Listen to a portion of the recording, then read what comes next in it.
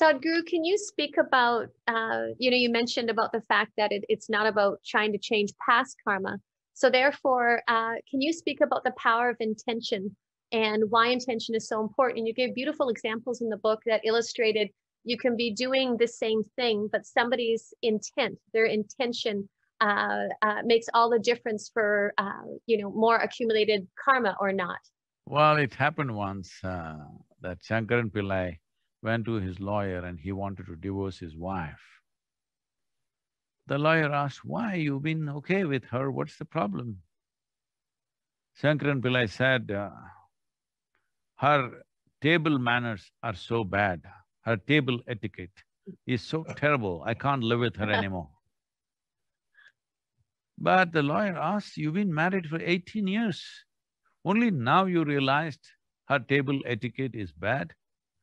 He said, well, only yesterday afternoon, I happened to pick up a book on table etiquette. As I read it, I realized her table etiquette is terrible, so I want to divorce her. So so, people are constantly changing their intentions. Yeah. Holding on to certain intent means holding on to a basic plan. Rest of the plan can go whichever way, whether it'll go as a straight line, as a curve or a zigzag, we don't know. There are many life situations. But the basic intent has to be held in place. Your intent cannot be held in place unless you change your identity, in the sense, if your identity is too much about your body or your intellect or your emotions, then you can only operate as an individual. So your intent is very important, but at the same time, more than the intent is a consequence of the type of identity you have taken. If you have taken an identity of being very strong person, then you will see with best intentions, still worse things could happen. I must tell you that the most horrific things on the planet have happened with best intentions. People who believed that they're doing great things, they did the most horrific things. People who even today believe they are doing God's work, they do the most terrible things in the world right now, because intention without fixing the identity could become very powerful weapon. The most important thing is to fix the identity. How small is your identity or how large is your identity will determine even what your intent is.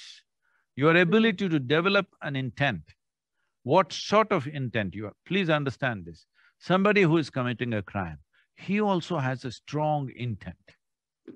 Somebody who is doing something else, many nations, businesses, various kingdoms in the past, they all believed they had a good intent of conquering the world. And you know the consequences of those intents, all right?